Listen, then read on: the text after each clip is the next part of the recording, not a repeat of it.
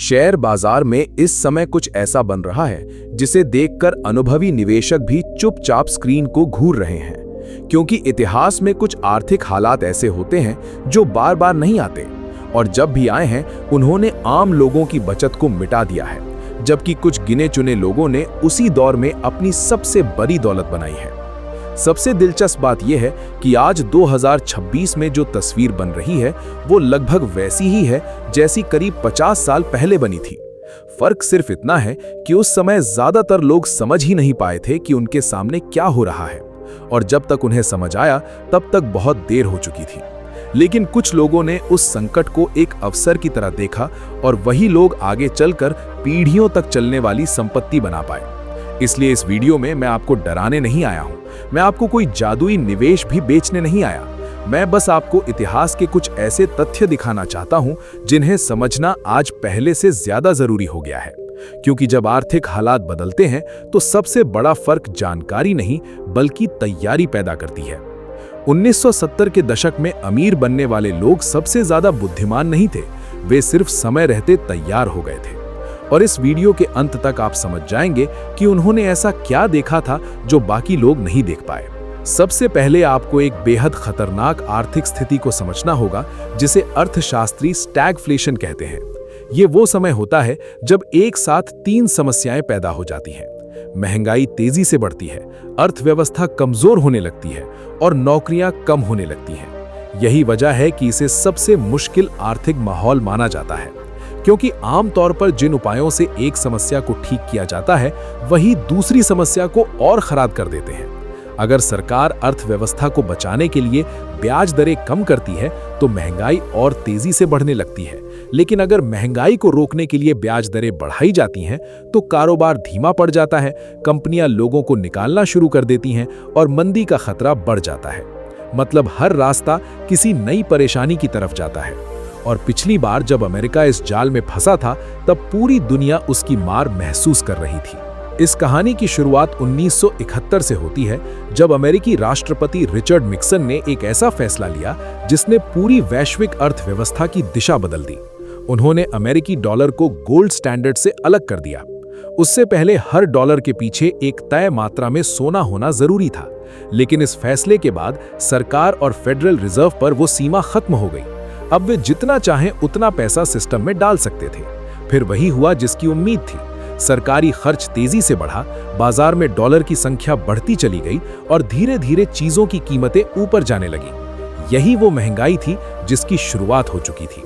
फिर 1973 में मध्य पूर्व में युद्ध छिड़ गया। अमेरिका ने इजराइल का समर्थन किया और इसके जवाब में अरब तेल उत्पादक देशों ने अमेरिका और उसके सहयोगियों को तेल सप्लाई रोक दी। अचानक तेल की कीमतें आसमान छूने लगी, पेट्रोल महंगा हो गया, ट्रांसपोर्ट महंगा हुआ और हर चीज की कीमत पर असर पड़ने लगा। इतिहास फिर से वही चाल चलता दिखाई देने लगा। इसके साथ ही अर्थव्यवस्था भी कमजोर होने लगी, नौकरियों में कटौती बढ़ी, बेरोजगारी ऊपर जाने लगी और कंपनियां खर्च कम करने लगी। लेकिन दूसरी तरफ महंगाई अभी भी फेड के लक्ष्य से ऊपर बनी हुई थी। मतलब फेड फिर उसी जाल में फंस चुका था जिसमें वो 1970 के दशक में फंसा था। अगर वो ब्याज दरें घटाता है तो महंगाई और बढ़ सकती है, अगर बढ़ाता है तो अर्थव्यवस्था मंदी में जा सकती है। यही वजह है कि कई अनुभवी विश्लेषक अब खुलकर स्टैगफ्लेशन की संभावना की बात कर रहे हैं। अब सबसे जरूरी सवाल आता है, पिछली बार जब ऐसा हुआ था तब निवेशकों का क्या हुआ था? मान लीजिए 3 अलग अलग लोगों ने 1971 से हर महीने बराबर पैसा निवेश किया। पहले व्यक्ति ने साधारण इंडेक्स फंड में निवेश किया। ऊपर से देखने पर उसका पैसा बढ़ा जरूर, लेकिन महंगाई इतनी ज्यादा थी कि उसकी असली खरीदने की ताकत घट गई। उसके पास ज्यादा डॉलर थे, लेकिन वो डॉलर पहले जितनी चीजें नहीं खरीद सकते थे। दूसरे व्यक्ति ने पैसा बैंक में रखा। उस दौर में बैंक अच्छे ब्याज दे रहे थे, लेकिन महंगाई उससे भी ज्यादा तेज निकली। मतलब बैंक में पैसा रखना भी असली संपत्ति को बचा नहीं पाया। लेकिन तीसरे व्यक्ति ने कुछ अलग किया। उसने समझ लिया कि जब करेंसी की वैल्यू गिरती है तो लोग अपनी संपत्ति बचाने के लिए असली एसेट्स की तरफ भागते हैं। उसने सोने में निवेश करना शुरू किया और उस समय सोने ने बाकी दोनों विकल्पों से कहीं बेहतर प्रदर्शन किया, क्योंकि जब लोगों का भरोसा कागजी पैसे पर कमजोर होने लगता है तो वे ऐसी चीजों की तरफ जाते हैं जिनकी सप्लाई सीमित हो। यही वजह थी कि उस दशक में सोने ने कई निवेशकों को असाधारण रिटर्न दिए, जबकि बाकी लोग सिर्फ महंगाई से लड़ते रह गए। लेकिन असली खेल यहां से शुरू होता है, क्योंकि ज्यादातर लोग इतिहास का सिर्फ आधा हिस्सा जानते हैं। वे ये देखते हैं कि किसी एक एसेट ने कुछ सालों में जबरदस्त रिटर्न दिए और फिर मान लेते हैं कि वही चीज हमेशा काम करेगी, जबकि असली दौलत उन लोगों ने बनाई जिन्होंने सिर्फ ये नहीं समझा कि पैसा कहां जा रहा है, बल्कि ये भी समझा कि वो वहां क्यों जा रहा है।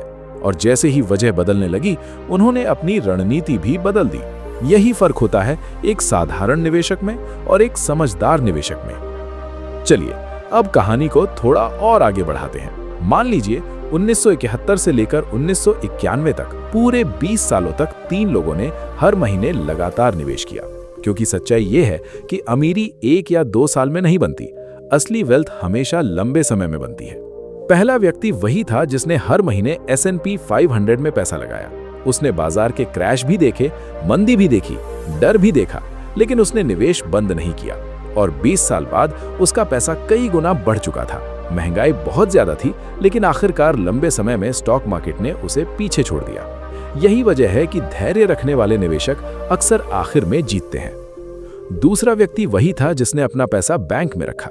ऊपर से सब कुछ सुरक्षित लग रहा था, हर साल ब्याज भी मिल रहा था, लेकिन धीरे धीरे महंगाई उसकी खरीदने की ताकत को खाती रही। उसके बैंक बैलेंस के नंबर जरूर बढ़े, लेकिन उन पैसों की असली कीमत कम होती चली गई। यही वो चीज है जिसे ज्यादातर लोग समझ नहीं पाते। सिर्फ पैसा बचा लेना काफी नहीं होता। अगर आपका पैसा महंगाई से तेज नहीं बढ़ रहा, तो आप धीरे धीरे पीछे जा रहे हैं। अब तीसरे व्यक्ति की बात करते हैं जिसने सबसे ज्यादा लोगों को भ्रमित किया। उसने सोने में निवेश किया था। शुरुआत में ऐसा लगा जैसे वही सबसे बड़ा विजेता है। 1970 के दशक में सोने ने जबरदस्त प्रदर्शन किया, क्योंकि लोग डर गए थे। उन्हें डॉलर पर भरोसा कम होने लगा था। उन्हें युद्ध, महंगाई और आर्थिक अस्थिरता का डर था। और जब दुनिया डरती है तो लोग ऐसी चीजों की तरफ भागते हैं जिनकी सप्लाई सीमित हो। इसलिए सोना तेजी से ऊपर गया। लेकिन फिर कुछ बदला। 1980 के दशक में फेडरल रिजर्व के चेयरमैन पॉल वोल्कर ने ब्याज दरों को बहुत ऊंचे स्तर तक पहुंचा दिया। महंगाई धीरे धीरे नियंत्रण में आने लगी, डॉलर मजबूत होने लगा, लोगों का डर कम होने लगा, और जैसे जैसे डर खत्म हुआ, वैसे वैसे सोने की चमक भी फीकी पड़ने लगी। यही वजह है कि जो लोग सही समय पर बाहर निकल गए, उन्होंने शानदार मुनाफा कमाया। लेकिन जो लोग ये सोचकर बैठे रहे कि सोना हमेशा ऊपर जाएगा, उन्होंने अपने बड़े फायदे का एक बड़ा हिस्सा वापस गंवा दिया। और यही सबसे बड़ा सबक है। कोई भी एसेट हमेशा नहीं जीतता। हर एसेट की अपनी एक कहानी होती है, एक वजह होती है जिसकी वजह से पैसा उसकी तरफ भागता है। जैसे ही वो वजह खत्म होती है, वैसे ही उसकी तेजी भी खत्म होने लगती है। इसलिए सिर्फ ट्रेंड देखकर निवेश करना खतरनाक होता है। समझदार निवेशक हमेशा ये समझने की कोशिश करते हैं कि बाजार के पीछे असली ताकत क्या काम कर रही है। अब यहाँ 2026 की तस्वीर 1970 के दशक से अलग हो जाती है, क्योंकि आज की दुनिया सिर्फ तेल और महंगाई की कहानी नहीं है। आज आर्टिफिशियल इंटेलिजेंस है, आज सेमीकंडक्टर की लड़ाई है, आज ग्लोबल सप्लाई चेन टूट रही है, आज डेटा सेंटर दुनिया की नई फैक्ट्रियां बन चुके हैं, आज बिजली, चिप्स, कॉपर और इंफ्रास्ट्रक्चर नई दौड़ का ईंधन बन चुके हैं। मतलब खतरे पुराने हो सकते हैं, लेकिन मुनाफे के मौके बिल्कुल नई जगहों पर पैदा हो रहे हैं। यही वजह है कि बड़े संस्थागत निवेशक अब चुपचाप कुछ खास सेक्टर्स की तरफ बढ़ रहे हैं। पहला है एनर्जी। जब तेल की कीमतें बहुत तेजी से बढ़ती हैं, तो सबसे ज्यादा फायदा उन कंपनियों को होता है जो तेल निकालती हैं, उसे रिफाइन करती हैं और दुनिया तक पहुंचाती हैं। 2022 में दुनिया ने इसका उदाहरण देख भी लिया था, जब बाकी बाजार गिर रहा था, लेकिन कई एनर्जी कंपनियां रिकॉर्ड मुनाफा कमा रही थी। और अब 2026 में हालात फिर उसी दिशा में बढ़ते दिख रहे हैं। फर्क सिर्फ इतना है कि अब अमेरिका खुद दुनिया के सबसे बड़े ऊर्जा उत्पादकों में शामिल हो चुका है। यानी ऊंची कीमतों का फायदा पहले से ज्यादा सीधे अमेरिकी एनर्जी कंपनियों तक पहुंच रहा है। दूसरा सेक्टर है डिफेंस और एरोस्पेस। इतिहास हमेशा एक ही बात दिखाता है, जब दुनिया में तनाव बढ़ता है तो सरकारें रक्षा पर ज्यादा खर्च करती हैं। Missile system, aircraft, cyber security, सैन्य टेक्नोलॉजी और कम्युनिकेशन सिस्टम बनाने वाली कंपनियों को भारी ऑर्डर मिलने लगते हैं। ये पॉलिटिक्स नहीं है, ये सिर्फ पैसों के बहाव की दिशा है। और इस समय दुनिया का बड़ा हिस्सा सुरक्षा को लेकर पहले से ज्यादा गंभीर होता जा रहा है। तीसरा और शायद सबसे बड़ा बदलाव एआई इंफ्रास्ट्रक्चर में हो रहा है। ज्यादातर लोग सिर्फ चैटबॉट्स और एआई सॉफ्टवेयर देखते हैं, लेकिन असली पैसा उस फिजिकल दुनिया में जा रहा है जो इन सभी चीजों को चलाती है। हर बड़ा एआई मॉडल विशाल डेटा सेंटर चाहता है। डेटा सेंटर को बिजली चाहिए, कूलिंग सिस्टम चाहिए, चिप्स चाहिए, कॉपर चाहिए, ट्रांसफार्मर चाहिए, पावर ग्रिड चाहिए। यानी आने वाले सालों में सिर्फ डिजिटल कंपनियां ही नहीं, बल्कि वो पूरी फिजिकल इंडस्ट्री भी फायदा उठा सकती है जो इस एआई क्रांति को संभव बना रही है। और यही चौथा सबसे महत्वपूर्ण हिस्सा है, फिजिकल एसेट्स। पिछले कई सालों तक लोग सिर्फ सॉफ्टवेयर और इंटरनेट कंपनियों से पैसा बना रहे थे, लेकिन अगर दुनिया अब ऐसे दौर में जा रही है जहां असली संसाधनों, ऊर्जा, धातुओं और इंफ्रास्ट्रक्चर की अहमियत फिर बढ़ने वाली है, तो निवेश का पूरा खेल बदल सकता है। इसका मतलब ये नहीं कि टेक खत्म हो जाएगी, इसका मतलब सिर्फ इतना है कि अब टेक के पीछे की फिजिकल दुनिया भी उतनी ही महत्वपूर्ण हो सकती है। अब मैं चाहता हूं कि आप इस पूरे वीडियो की सबसे महत्वपूर्ण बात ध्यान से सुनिए। 1970 के दशक में सबसे ज्यादा नुकसान उन लोगों ने किया जिन्होंने कुछ नहीं किया। उन्होंने पैसा बैंक में रखा, खुद को सुरक्षित समझा और महंगाई को धीरे धीरे अपनी दौलत खत्म होते देखा। जबकि जीत उन लोगों ने की जिन्होंने ये समझ लिया कि दुनिया बदल रही है और पैसा नई दिशाओं में जा रहा है। 2026 में भी वही चीज दोबारा हो सकती है। फर्क सिर्फ इतना है कि इस बार मौके अलग जगहों पर हो सकते हैं। इसलिए जरूरी ये नहीं कि आप हर भविष्यवाणी पर भरोसा करें। जरूरी ये है कि आप आंखें खोलकर देखें कि पैसा कहां बहना शुरू हो चुका है, क्योंकि जब तक हर न्यूज़ चैनल किसी चीज को सुरक्षित बताने लगे, तब तक अक्सर बड़े मौके निकल चुके होते हैं। और हाँ, मैं आपसे पूरी ईमानदारी से कहता हूं, किसी को भी भविष्य पूरी तरह पता नहीं है। हो सकता है हालात शांत हो जाएं, हो सकता है तेल की कीमतें नीचे आ जाएं, हो सकता है अर्थव्यवस्था उम्मीद से बेहतर प्रदर्शन करे। ये सब संभव है, लेकिन समझदार निवेशक भविष्य का इंतजार नहीं करते।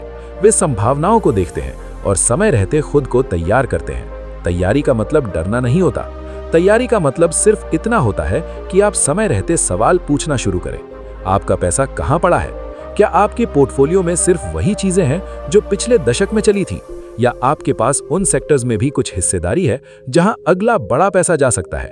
क्या आपके पास सिर्फ डिजिटल एसेट्स हैं या कुछ रियल एसेट्स भी हैं? क्या आप सिर्फ ट्रेंड फॉलो कर रहे हैं या उसकी वजह भी समझ रहे हैं? क्योंकि इतिहास हमेशा एक बात साबित करता है, सबसे बड़ी दौलत उन लोगों ने बनाई जिन्होंने डर के समय में भी साफ सोचना नहीं छोड़ा। और जब बाकी लोग सिर्फ खबरें देख रहे थे, तब वे चुपचाप अपनी पोजीशन बना रहे थे। अगर आपको ये वीडियो मददगार लगा हो तो कमेंट में जरूर बताइए कि 2026 में आपको सबसे बड़ा मौका किस सेक्टर में दिख रहा है। और ऐसी ही deep research based finance video के लिए रिचिफाई इंडिया को जरूर सब्सक्राइब करें, क्योंकि आने वाले समय में जो लोग सीखते रहेंगे वही आगे बढ़ेंगे।